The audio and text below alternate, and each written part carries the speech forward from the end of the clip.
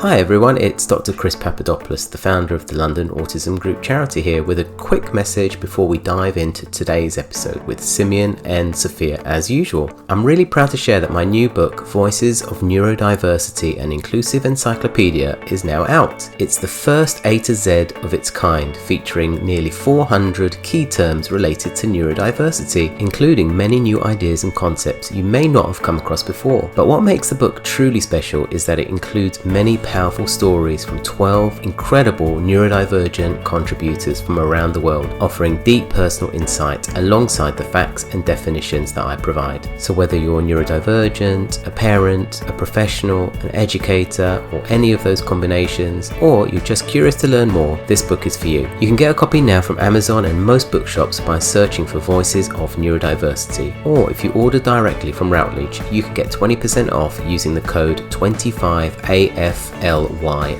That's 25AFLY3 at checkout. Thanks so much for your support, and now on with the episode.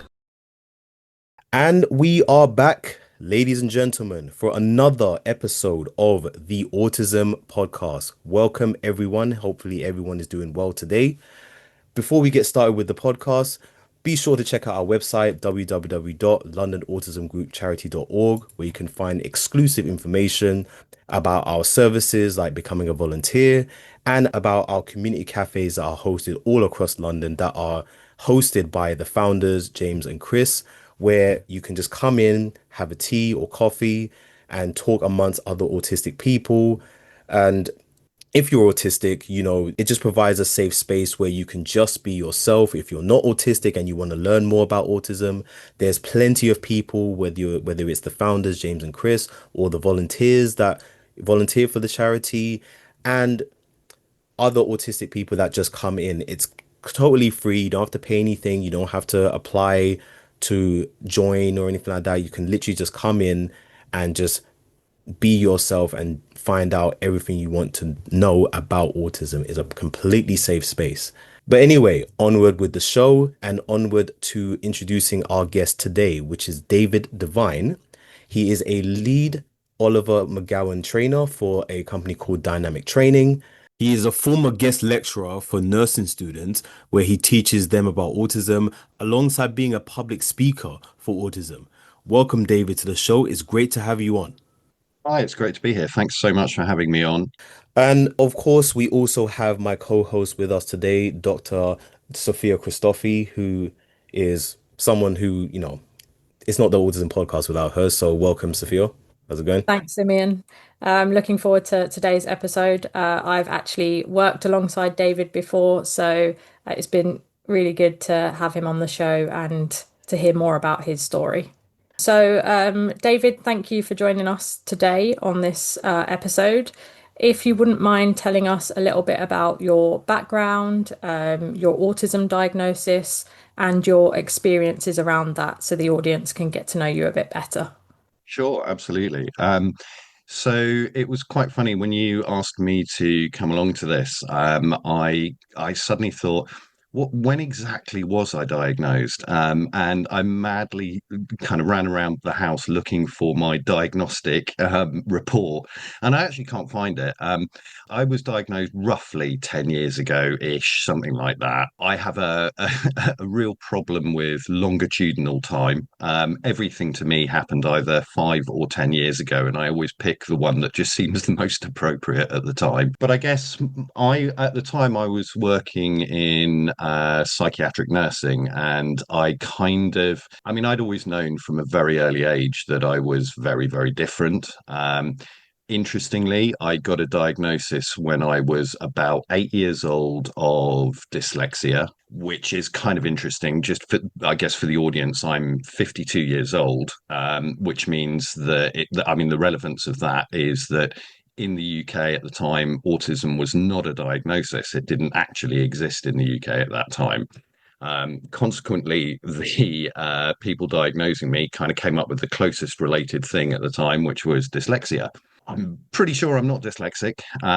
And yeah, so that was kind of a beginning. Many, many years later, I guess working in psychiatry, I still had a lot of questions about who I was as an individual, who I was, why I didn't feel like I fitted in anywhere. And I kind of did the typical autistic thing of going down a rabbit hole of research for a couple of years. And I kind of did various things, like I did the AQA assessment online, and that was a resounding, yep, you're autistic. And eventually I went to my GP and said, yeah, pretty sure I might be autistic. And I had a fabulous GP, and she referred me. And yeah, I was very lucky because it's kind of a decent time ago where the wait times weren't actually humongous as they are now. And yeah, I got and I was diagnosed autistic. I think probably my biggest memory of the kind of final session was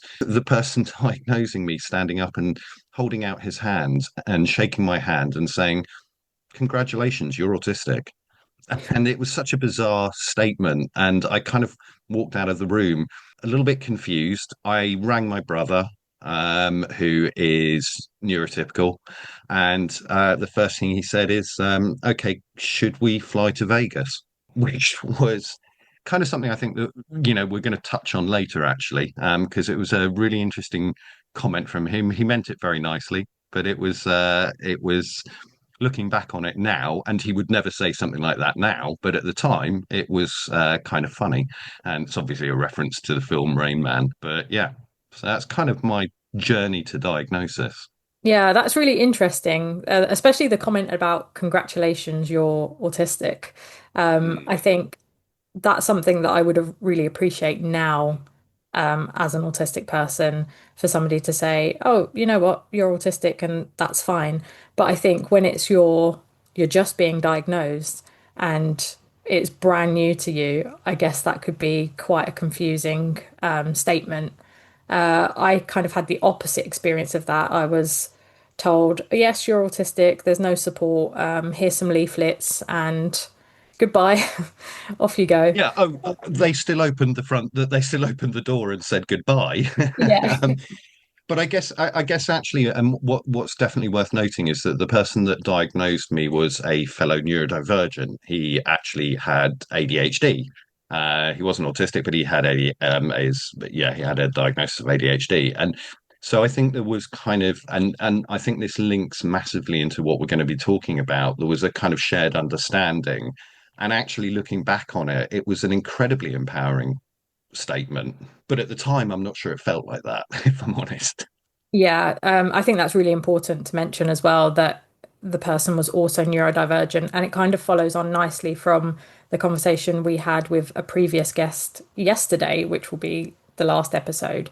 And she is training to be an autistic therapist, and we discussed the importance of being able to talk to somebody who has that inner experience, that lived experience, and the difference it can make. Yeah, because it's just the fact that having relatability and being able to resonate with someone who's also gone through the same experiences and who will be able to, provide that kind of support that you need as an autistic person, it will make a huge difference. And I'm pretty sure something like that would have been beneficial to you, David, when you was being diagnosed at the time. I'm pretty sure that may have made some changes, or it may have helped you in a lot of ways to, deal with the fact that you are autistic and stuff like that. I'm pretty sure that might have been the case. It's fascinating. I remember vividly getting home after the diagnosis, and my head was absolutely pounding. I had the most incredible headache because the whole thing's a very intense experience. And I kind of sat in my sitting room at the time and I thought, oh, I'm right. What do I do now? And it took, one of the things I often talk to people about in terms of, particularly when I'm doing talks, when you get a diagnosis as an adult, I think it's worth kind of mentioning that you almost go through like a bereavement process because, at the age I was kind of, late 30s, early 40s, something like that. You kind of think you know who you are as a human being, but then when you get a diagnosis like that, you have to kind of rethink who you are. And that's an extraordinary experience. As this is a public space, I kind of would love to give a shout out to somebody that I kind of credit with having a massive impact on my early diagnostic, post-diagnostic life. And actually, she sort of saved me. It was somebody on YouTube, actually. She had a channel many years ago. She doesn't run it anymore, I don't think. But it's a channel called Ask an Autistic. And it was at the time, I worked in mental health. I didn't work in autism at all. I thought I knew a little bit about autism, but actually, it turns out I knew nothing. And that channel was almost a lifesaver for me because she creates all these really small, or used to create all these really small videos. They're sort of 5 to 10 minutes, and she chooses like one aspect of being autistic, and she talks very knowledgeably about it. And they're these wonderful bite-sized pieces of information. And I watched I watched all of them repeatedly, and they kind of slowly built this basic but really good understanding of who I was as a human being. And I'd love to kind of publicly recognize it because it was fantastic for me. I kind of see Sophia nodding away there. Have you come across her as well? Yes, I have. And it was the same for me, kind of the early days post-diagnosis that I'd stumbled across her on YouTube. And I think it was the first kind of resource that I'd found that was delivered by an autistic person. Because before that, I'd kind of Google things about autism, get the very medical model, kind of negative descriptions. And I was kind of desperately seeking information that was written by somebody who is autistic, somebody that I could relate to. So yeah, I too have watched lots of those videos, and I think from there, there's been an amazing amount of information that's become available from people who are autistic. Just thinking about kind of social media, there's such a big autistic community now, and so many people openly sharing their experiences.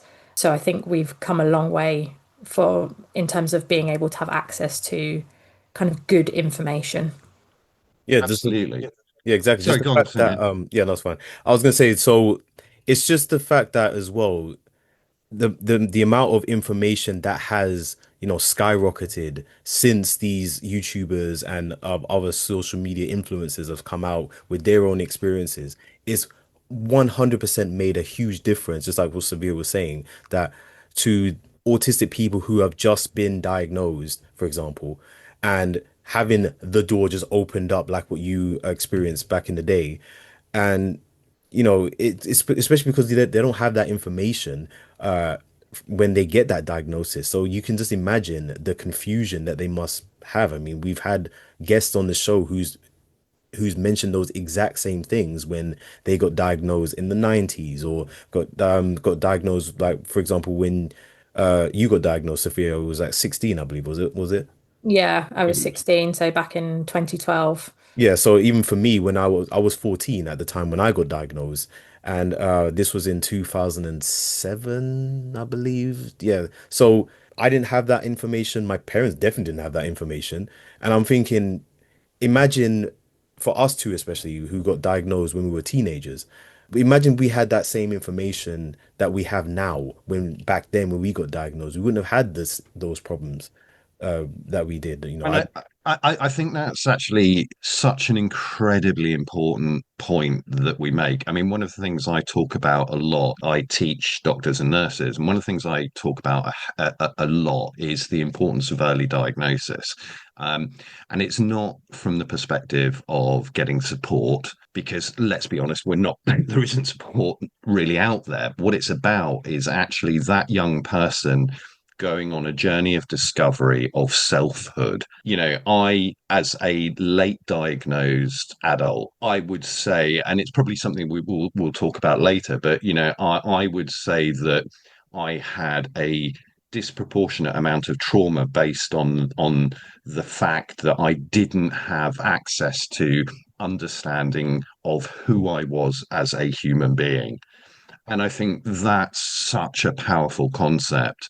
Early diagnosis is so critical, not from a support perspective. It's just about the young person hopefully being in an environment that is supportive of their autism, but it's then beginning to develop that sense of autistic self, which is just critical. Are you able to give any examples of what you used to struggle with, or if you still struggle with those stuff at the moment?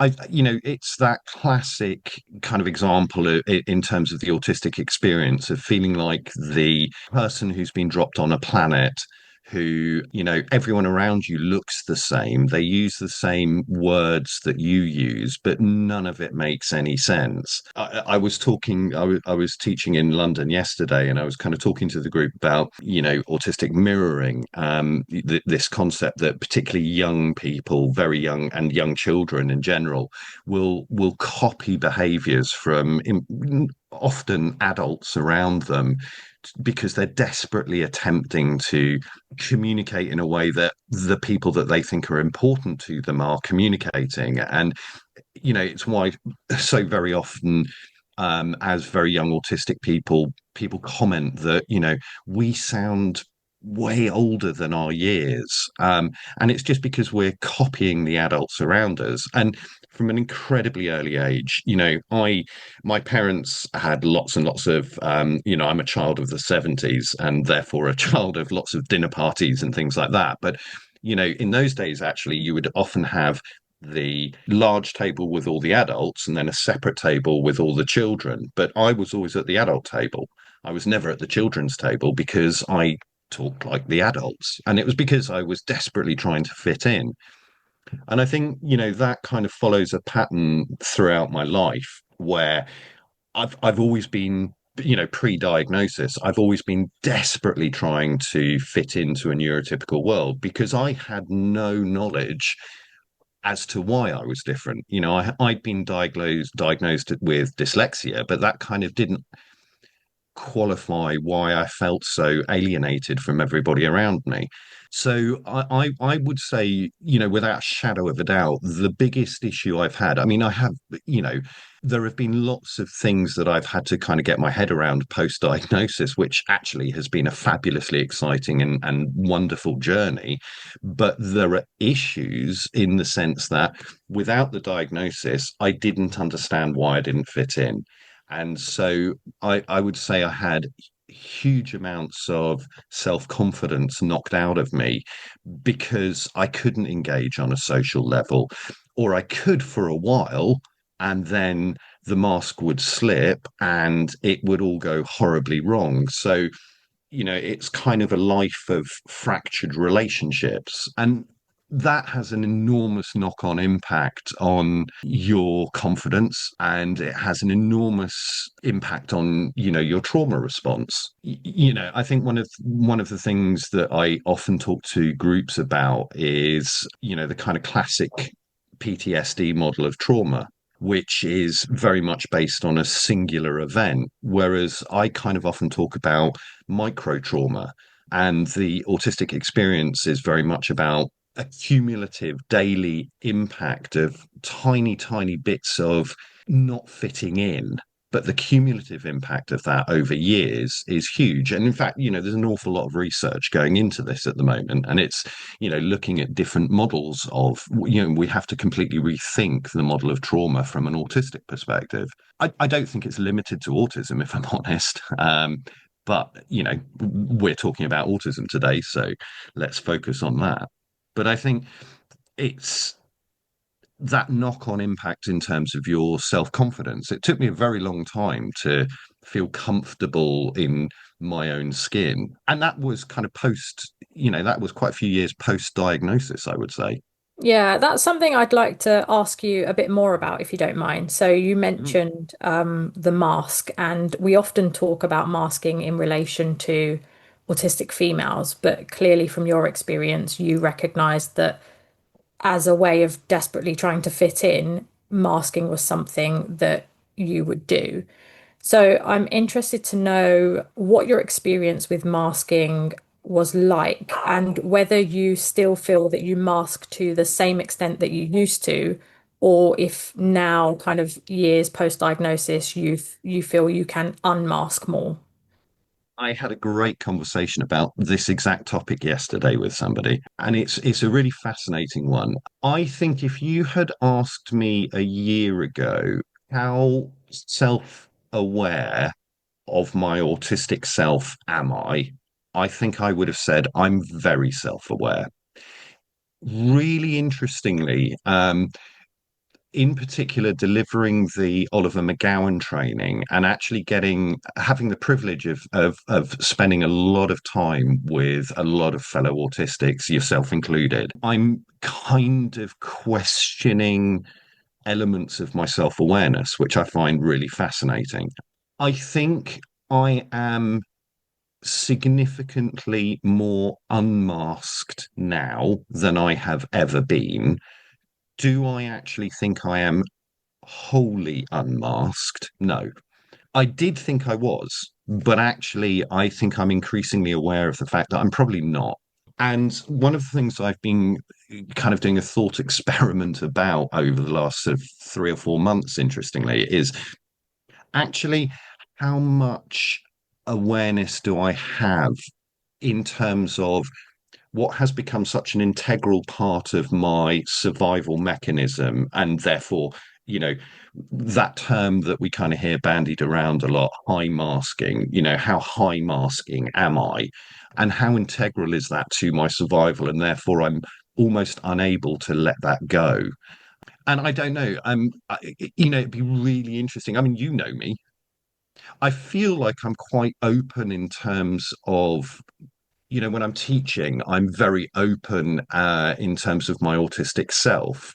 But equally, when I'm teaching, I'm there to educate, and therefore I do affect change in my behavior. I don't actually communicate in my typically autistic self, if I'm honest, because I'm trying to communicate to a neurotypical group predominantly, and therefore I do question it, actually. I think it's a really interesting question. Yeah, something that really struck me from when we first worked together. So, just for a bit of background, I'm a co-trainer and sometimes I work alongside David.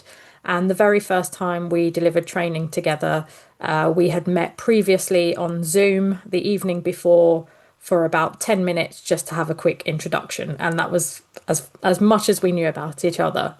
So the next day, when I went to deliver training with David, something that I found really kind of a bizarre experience for me was how easy it was. How easy it was to be in a room with another autistic person and we just delivered the training. And I wasn't kind of thinking about scripts or how to mask or how much eye contact to make or any of these things. It was so natural. And I think that was a really unusual experience for me because I don't often get to work alongside other autistic people in that kind of setting. And yeah, we kind of normally I plan everything to the last detail, didn't need to do any of that. And it just worked so well. And it really highlighted to me the difference between autistic to autistic interaction, and I suppose that's similar for non-autistic people interacting with other non-autistic people. But yeah, that was such a nice experience, and it's kind of been exactly the same since. There was no hidden meanings. I didn't need to figure out if David was saying something but meant something else because he just said what he meant. So yeah, it was really nice, and it's one of my favorite things about working with you. Yeah, so I just wanted to just chime in and just say my piece as well, that in other situations, other social situations where, like badminton, for example, I'm normally the only person who is the neurodivergent one.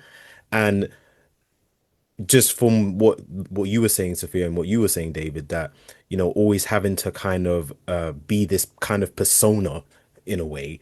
There's definitely a difference when I'm talking to other autistics at the charity, because it's just in a way is daunting in some way. As much as it's freeing, it's also just like, so because it's so unusual for me to be able to, explain what I'm explaining and not have to explain it five different ways for them to understand. And not even just that, but also just finding a way to just kind of get my point across.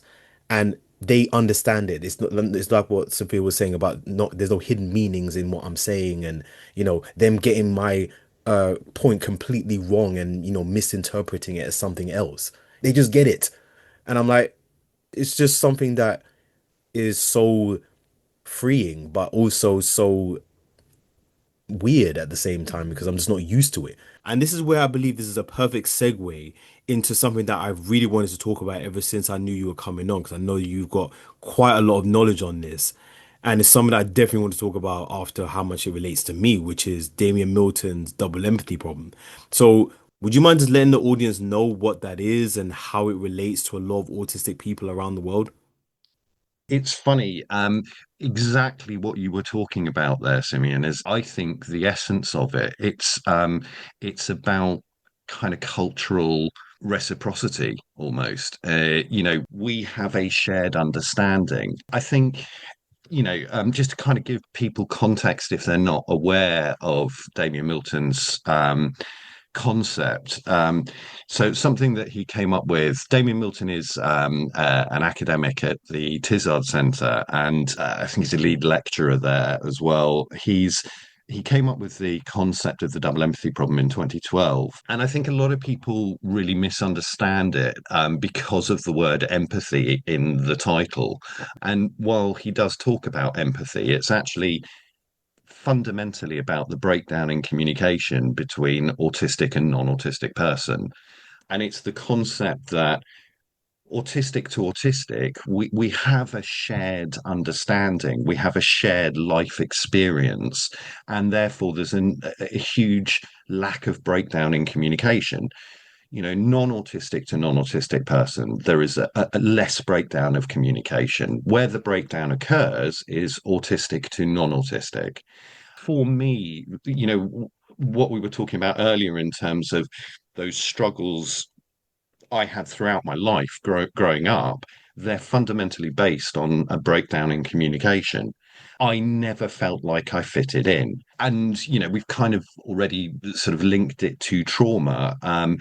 But if you don't feel that you have a place in the society around you, then that is incredibly alienating. I think Damian Milton was originally writing in response to a lot of the stuff that people like Simon Baron Cohen have written in terms of all the stuff around theory of mind. And I don't want this to turn into kind of theory of mind bashing, because it's not about that, but it's about understanding that actually we have our own culture. We naturally have an ability to relate to each other. And that's really cool, and that should be celebrated. But it's also that the breakdown in communication, which traditionally has always been viewed as one way, it's actually bi-directional. The three of us have an implicit understanding of each other's life experiences. We don't have the same implicit understanding of non-autistic people's life experiences, and therefore there is a natural breakdown there. And I think it kind of also links in massively to the social model of disability. It's very much about I'm not broken. And actually, I need people to understand that the breakdown in communication is both ways. It's not just one way. Something I was talking to the group about yesterday, and I kind of said to them at one point, I feel like I have dedicated my life to learning to communicate in a neurotypical way. It would be really, really nice if you could learn to communicate in a little bit of an autistic way, you know? And bearing in mind, I was talking to doctors and nurses at the time, and I kind of said, imagine you're really unwell. Think about the idea that, maybe you're on holiday and you're in a country with a language that you don't speak, and suddenly you're incredibly unwell and you've been rushed into hospital, and they will make no effort to communicate with you in your language. They point blank refuse. They won't get you a translator. They dismiss your language, and you're unwell. Well, that's a pretty alienating space to be in. How do you guys feel about it? I mean, if I'm honest with you, everything you said, then this is kind of the main reason why I wanted to talk about this, is because this hits home so much when I was researching it. Because what I try and do, because I've always had this mindset, which is I'm always the type of person who always wants to see things from both sides, from both perspectives. I always like to get the other person's perspective, what I'm talking to, and have my own perspective, and I combine both perspectives to formulate my own conclusion and opinions about things. And I believe the main reason why I've developed this, which is not a bad thing, I think it's definitely a strength in my opinion. The reason why I've done this is probably because of the amount of times when I've communicated what I've tried to say and it gets completely misunderstood, it gets completely misconstrued, and they get the complete wrong idea about what I'm saying. But the funny part is I know exactly what they're saying because I take the time to try and find out exactly what they're trying to say, but they don't do the same thing to me. And then the worst part is they blame me and say that I'm the problem, I'm the villain, I'm the person who is wrong and Broken. broken exactly. And that is the main core aspect of the double empathy issue because a lot of the times the understanding is always one-sided, which is always the autistic person trying to understand the non-autistic person, but it's not the same the other way around. And I even had a conversation with this one person where she literally said to me, when I was trying to say that, it's funny how I'm always trying to understand you, but you don't do the same thing back. And she's literally said to me, there's people in this world who just don't have the mental capacity to do so. They're not going to have the mental capacity to try and understand what you're trying to say. That's the issue here. That's exactly the reason why there's always such a disconnect. And that's exactly the reason why autistic people feel so misunderstood because we're trying our hardest to understand you, but you don't want to do the same thing back. That makes no sense to me. And it's funny because what's one of the main misconceptions of autistic people? That we lack empathy, right? It's ironic that's said about us because we tend to be way more empathetic than you guys think. And I would say that we're more empathetic than neurotypicals simply because of the fact that the fact that we mask in the first place. We're doing that because we think that that's how we should be, which in a way is us trying to understand you. Any person that I have spoken to who is autistic at the charity or in my personal life, or like my cousins, for example, they are some of the most empathetic people that I know. And there's studies that back up what I'm saying about how we're more empathetic than you guys think, because there's a study that was done in 2023 by Sage Publications that investigated how stigma and social judgments affect the interpersonal and relational outcomes between autistic and non-autistic people. For example, non-autistic people often misunderstand autistic people's mental states, intentions, and behaviors, just as autistic people often misread non-autistic social cues. And what happens as a result is non-autistic adults rapidly form negative first impressions of autistic adults that are strongly associated with a reduced social interest in autistic partners, which perfectly backs up my point about how are we the ones that lack empathy. So I find it extremely funny that that's how the world thinks about us, and that's exactly what the problem is. But I do want to get your thoughts, Sophia, on this as well, because this is something that really hits home with me. I think for so long the focus has been on autistic people not understanding a situation, not reading it correctly, misreading social skills according to non-autistic people.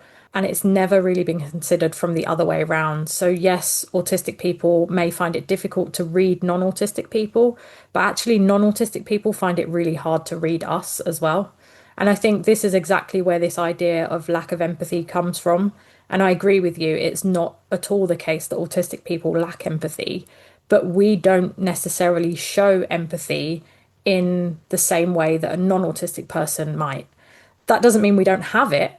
And I know lots of autistic people who are hugely empathetic and have so much empathy, actually, sometimes we don't know what to do with it and can be really overwhelming. But to non autistic people, because we don't demonstrate empathy in the way that they would, they have assumed that we don't have empathy. And I think, David, that's something that comes up in the training almost every Mm. session, actually. And I wondered if you could kind of talk to us a bit more or give an example of the difference between non autistic and autistic displays of empathy. I'd like to preface it though with a sort of starting point that leads on from what you're saying, which is kind of around a lot of the stuff that Nick Chown talks about in terms of, that kind of concept of cultural, neurological culture. We have a different neurological culture, if you like. And I was, kind of when I was thinking about coming on the podcast, I was loving the idea of, I grew up in London. I don't live in London anymore, but I grew up in London, one of the most multicultural places on the planet. And you when you grow up in London, you have to absorb all these different cultures. And I feel like actually we're just a slightly different culture that just needs to be absorbed. And I think you and I, to kind of come back to what you were talking about, you and I had a great conversation. We were teaching course once, and we were talking about that different cultural identity. Um, and you were talking about your cultural heritage, and I kind of remember coming away from that and thinking, yeah, we've got a cultural heritage, and it's just that people aren't acknowledging that cultural heritage. Therefore, we're going to display, and it's not just empathy, and we will come back and talk about empathy specifically, but we will display so many things in a different cultural norm for us. And it's just about people getting more familiar with that cultural norm. And is that to do with perhaps the fact that we are, such a minority compared to other cultures within our society? And it may well just be that. But kind of coming back to the specific point, it's that idea that, let's imagine that you and I are best friends, for example, and you've come back from the worst day of work that you've ever had, and you're telling me, and let's pretend for a second, very odd thing to pretend, but let's pretend for a minute that I'm neurotypical. And you've come back from, the worst day of work ever, and you're telling me about that horrific day from a neurotypical perspective. And again, this is that the double empathy problem in essence. Neurotypical to neurotypical person, we're going to pretend you're neurotypical as well. I know it's an odd posit, but let's do that. What you expect from me is all of the kind of classic active listening things, the kind of, oh, yeah, the head tilt, the nodding of the head, perhaps some physical contact, lots of eye contact, oh, can I get you anything? And, lots of soothing tones. And yet, let's revert back to our actual selves as autistic people.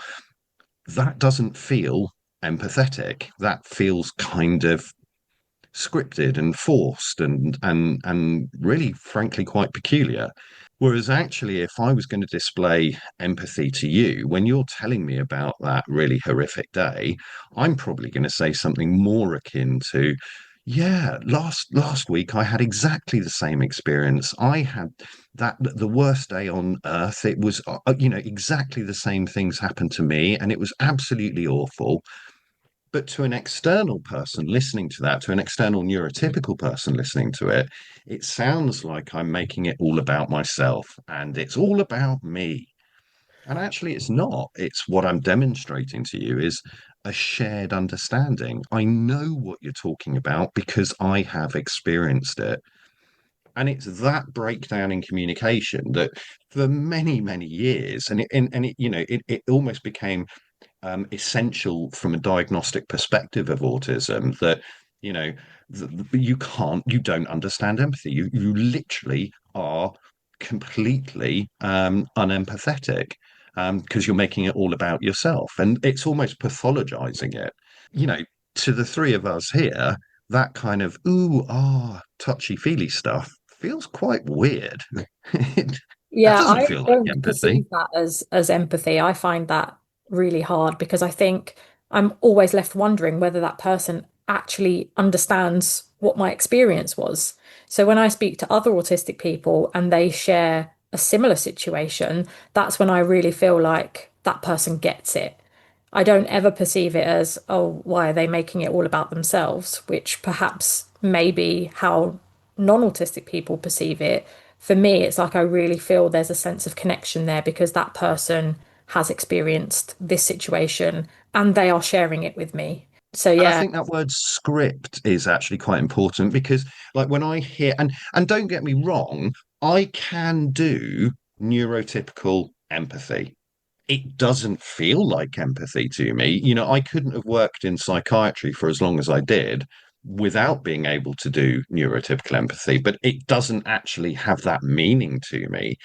And I think that word script is really powerful because to me it sounds like somebody is repeating a script that they kind of learnt at the moment of birth that they just automatically understand and that everyone forgot to give us. Um, but it just doesn't feel sincere to me.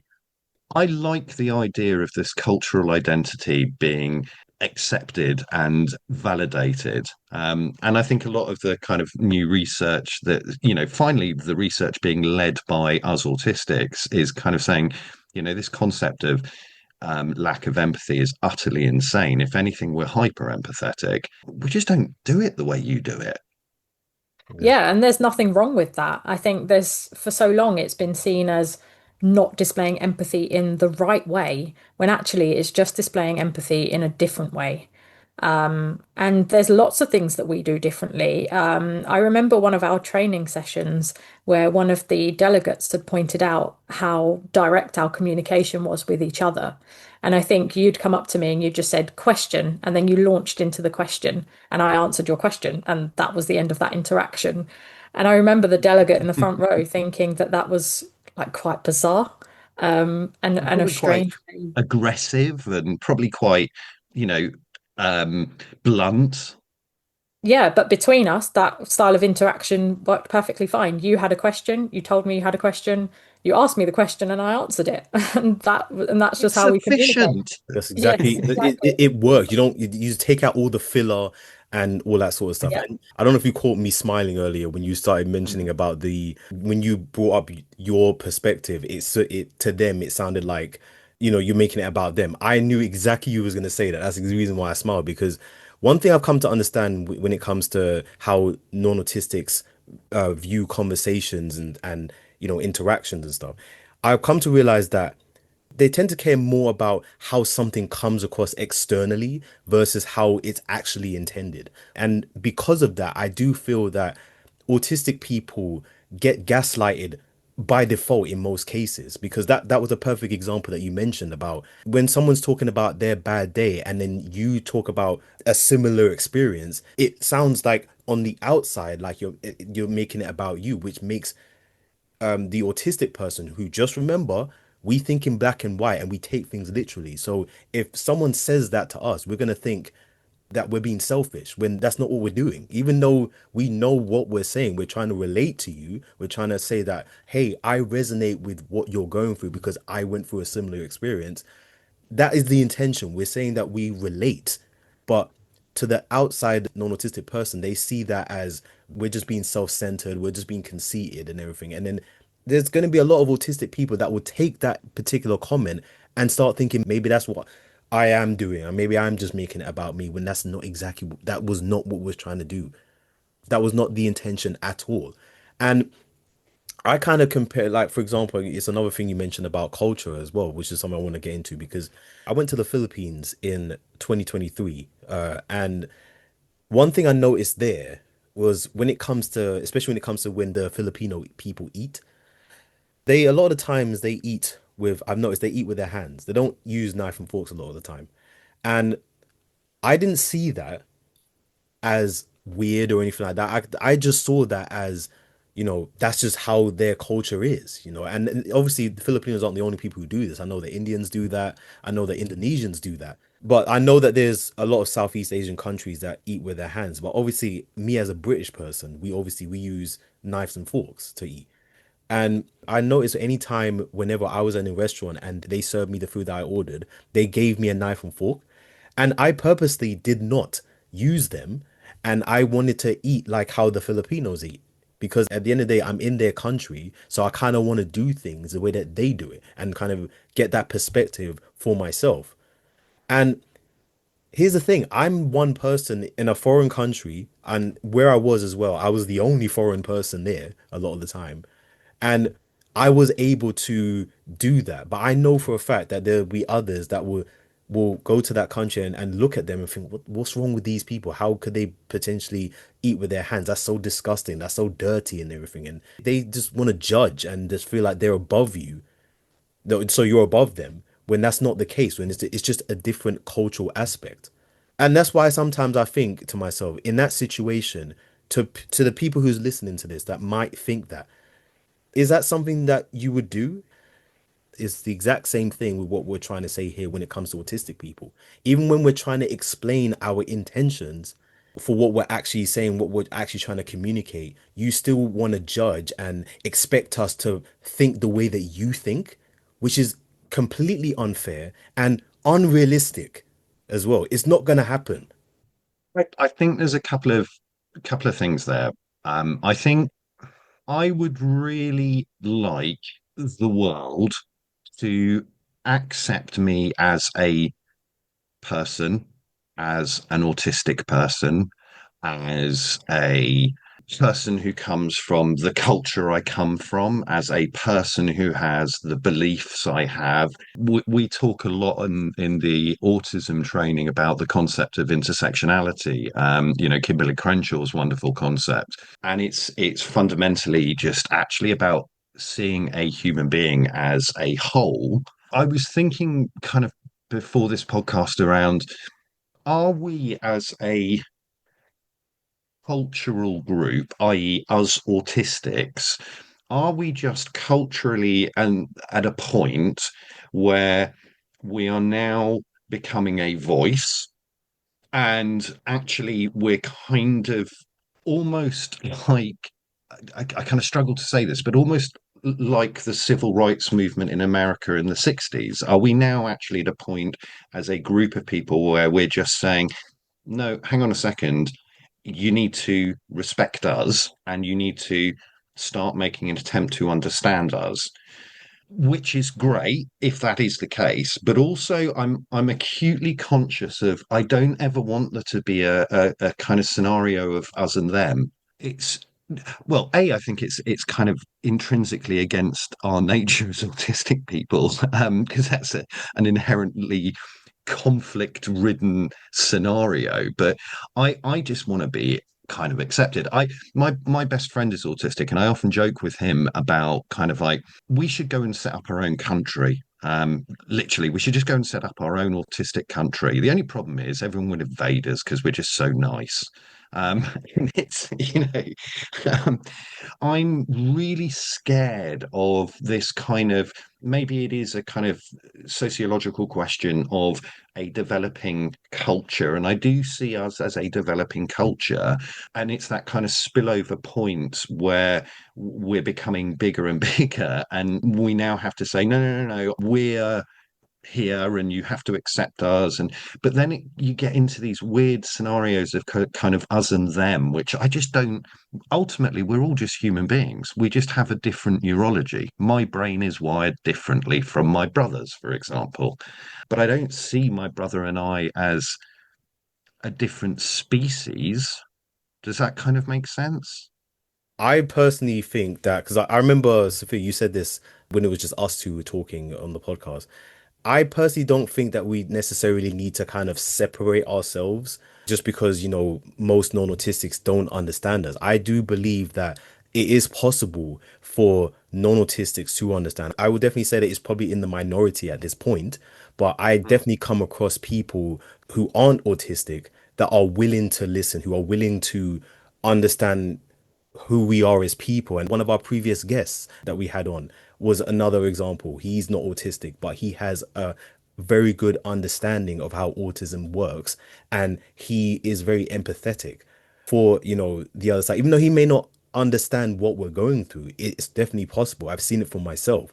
So, I would say But that's sorry to interrupt, but at the same time, and I think we do need to recognize this, large parts of the West are engaged in coercive therapies, therapies like ABA to affect change in autistic people to make us more neurotypical. I absolutely don't want this to become a kind of political discussion, but at the same time, maybe there is a battle to be fought. I agree with you that the people that are sympathetic, and that's perhaps the wrong word. The people who are empathetic is a better word to wanting to cross that communication barrier between autistic and non-autistic are in the minority. And I think, whether you like it or not, and you kind of started this podcast talking about some of the fantastic people on social media, and there are some fantastic people on social media, but I would argue that we see those fantastic people because we're autistic and our feeds give us those fantastic people. But I would say there's a disproportionately large number of people, and also people in power, who are significantly kind of anti us. I think it goes back to what we discussed a little bit earlier on. And to add to this as well, actually, I think given the amount of kind of stigma and discrimination autistic people face, I think we are very accepting of difference as a result because we know what it feels like to not be accepted. And I think we're not asking non-autistic people to completely change their style of communication and be exactly like us. But because we spend so much time and so much effort trying to communicate in a neurotypical way, it would be nice if they could kind of meet us halfway. So it's It's not even pressure on either side to autistic people having to constantly mask and be presenting as neurotypical, but also I think it'd be unrealistic to expect neurotypical people to be completely able to communicate in an autistic way too. But it's having that kind of middle ground where people are more aware of different communication styles and also respectful of those communication styles. So when an autistic person is being direct, it's recognizing that they are being direct. They're not being blunt, they're not being rude, they're not being what you may consider them to be in a neurotypical sense. They're But not when being you see it aggressive. through an autistic lens, that is just direct, efficient communication. and it's possibly even slightly less than that in some respects. It's just that, you know, yes, you do communicate differently. That's okay. You Yeah, know, that would actually, be a I great starting point. yes, That exactly. I'd literally be is. really chuffed with that. Yeah. It would be like, oh, okay. And I'm prepared to listen to it. I might not agree with it, but I'm not going to immediately challenge it as, as Simeon immediately said there, as it's aggression, for example. I'm not going to stereotypically misinterpret your communication style. And I think that's kind of a nice way of looking at it, because unfortunately, that's what happens a lot of the time. Yeah, and I do want to talk about what you said before about the fact that, majority of people are going to be more of a naysayer when it comes to autistic people. And yeah, I agree. I'm not, naive in that sense. I understand that. And that's kind of the reason why I always preach this message on every podcast episode about us as autistic people. We need to kind of stop looking at them to understand us and more understand ourselves, because once we do that, we understand our potential, we understand our capabilities, and we understand our limitations as well. And then we stop trying to be this character that we felt that we have to be. And instead, we end up being ourselves, which is a lot less draining. And yes, I understand there's going to be some people who still won't understand it, even if we be ourselves. I'm aware, but there will be people out there who will do that. And that's the kind of direction I want to go, is focus more on those people rather than the people that won't. Because I kind of see it as, in a way, a strength in numbers. Because if one person does it, then they will kind of set an example. Because I think most autistic people, they don't really have that much of a voice because of how many times they've been shut down. So if they see one person that does it, it can encourage more autistic people to go down that same road. And I understand it might take time and it's not going to happen overnight, but it's something that can happen. Like I said, we've had a few guests who's done exactly that.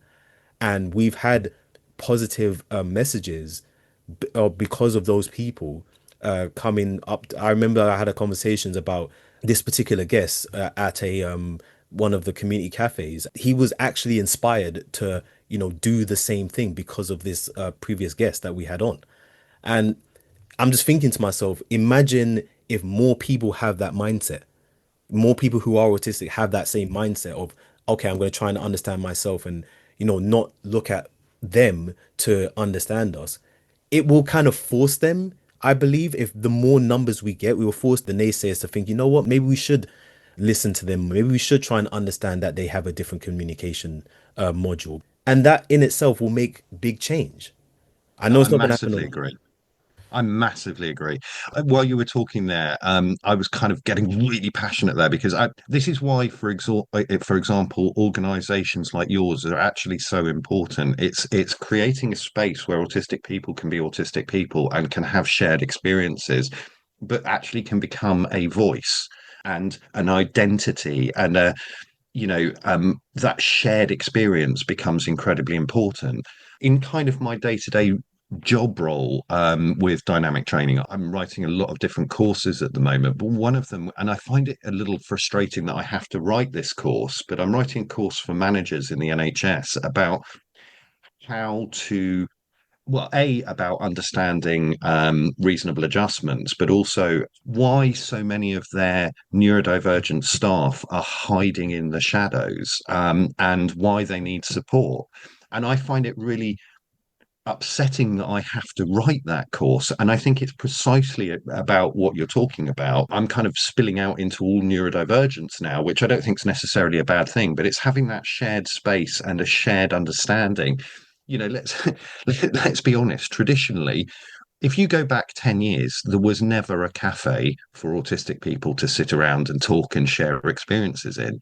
Now, having spaces all over London, for example, is an incredible concept, but it's still only in London.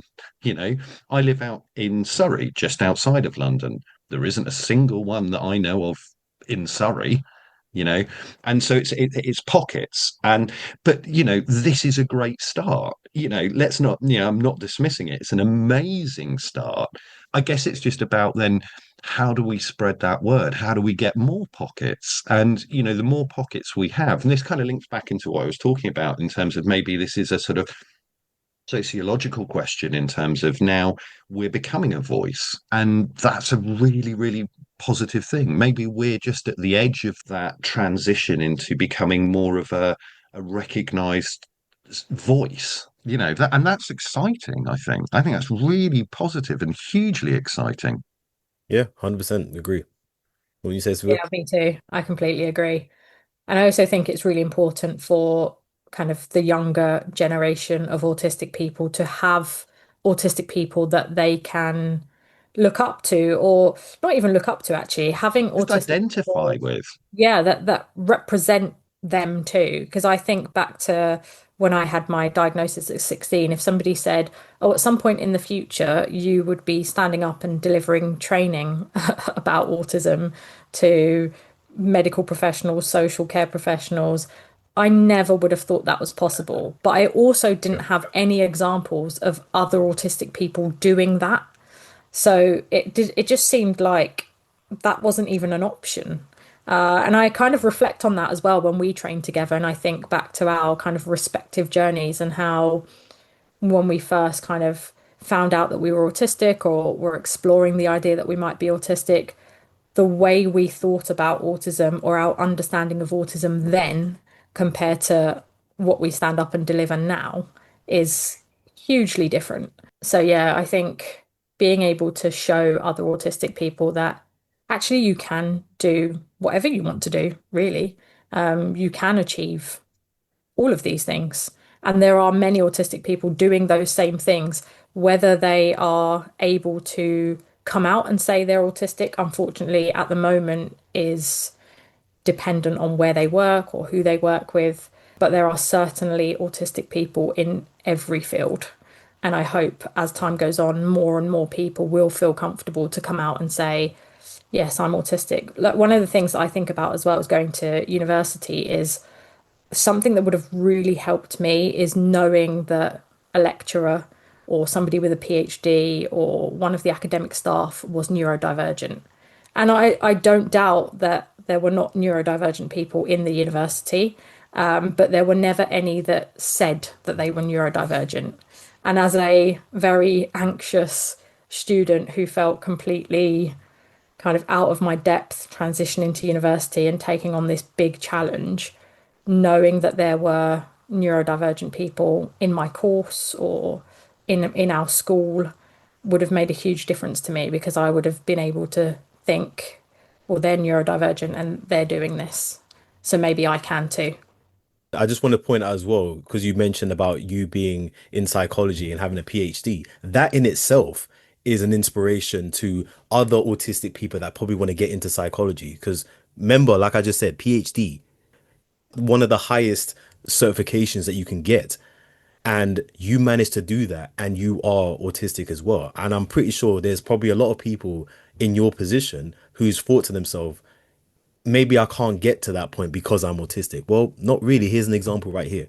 It's one of the reasons that I choose to kind of be openly autistic. And when I'm kind of doing research or recruiting participants, I'm happy to tell them that I'm autistic too, because I want them to feel comfortable. I want them to know that the research that they're participating in is led by an autistic person, co-produced with autistic people. I don't want them to see me as a researcher who's trying to research about autism.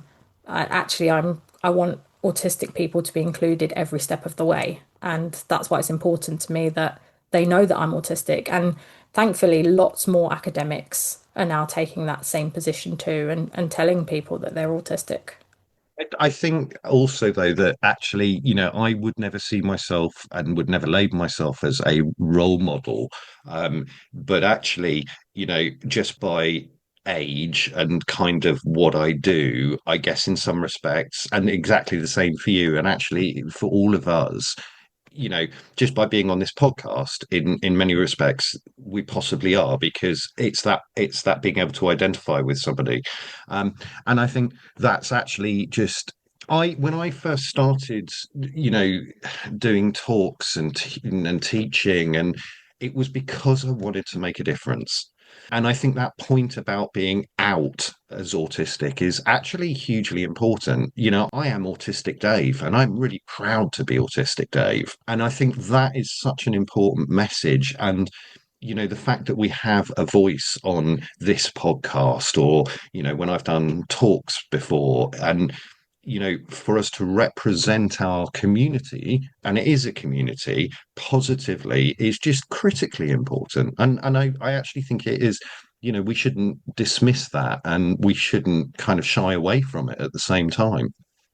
So that's actually a great way to end the episode. But I think before we go, I do want to get one more thing from you, David. I want to find out, do you have any special interests that you may have and stuff? Because I always like to find out any guest that comes on the show what their special interests are. So So I'm very, very lucky that I translated my main special interest into a career. Rather unsurprisingly, my main special interest is autism. I do have a minor special interest, and I think this is really, really important, because I always hate this concept that we become experts exclusively in our special interest. My other special interest is chess. I play a ridiculous amount of chess, but I play it really badly. okay, that's hey, well, at least you're trying, but that's all that matters at the end of the day. You are interested in it, but I think that's actually a great point as well, because we had a guest on yesterday who said the same kind of thing about special interests. Sometimes it's not about having kind of expert level of knowledge in your special interest. It's just about enjoying it, and that's enough. Exactly. It's fine to just have an interest that you enjoy. It doesn't have to be something that you are really, We're really not good. superhuman. Yeah, exactly. But yeah, I love that your special interest is autism, and I think that's very much the same for me too. And it's nice that that's kind of brought us together, and now we get to work together too. Absolutely. So yeah, thank you so much for coming on today and being our guest. Oh no, I'm thrilled to have been here. Thank you so much for asking me. all right, David, is there any social information that you would like to give out? If not, that's perfectly fine too. No, that's great. I mean, I might link this on our company website, because I just like as many people to see it as possible. But yeah, apart from that, no, thanks again so much for having me. That's fine. That's what it's been an absolute pleasure having you on. This is definitely something that I wanted to talk about. So I was really glad to have you on the show. And just remember, everybody, does anyone who's listened to this, I think anyone was take anything from this, it's this. We are not here as autistic people to fit in your box. We're here to take you out of your own box. So it's up to you if you want to do that. That's all it's about. It's about learning about us and finding out that we're more similar than you think. Yes, we may think differently. Yes, we might operate in a different way. But at the end of the day, we're still humans. So take that opportunity to do so. And also just remember, for the autistic people, take the opportunity to understand yourself, because that's how you grow as a human being. Take the attention away from other people trying to understand you and instead understand how you are. That will make all the difference. But anyway, thank you, David, for being on. It's been great. And remember, as always, stay blessed and keep expanding. We've got some exciting news. The Autism podcast is now on Instagram. We'll be sharing updates on new episodes, behind the scenes moments, guest highlights, and inspiring quotes from our community. It's also a space for autism acceptance, advocacy, and connection. Whether you're autistic, a loved one, a professional, or just eager to learn more, come join us and help grow this incredible community. Just search for the Autism Podcast on Instagram. And if you're enjoying the show, don't forget to share it and tag a friend. The links will be in the description below, so please check that out.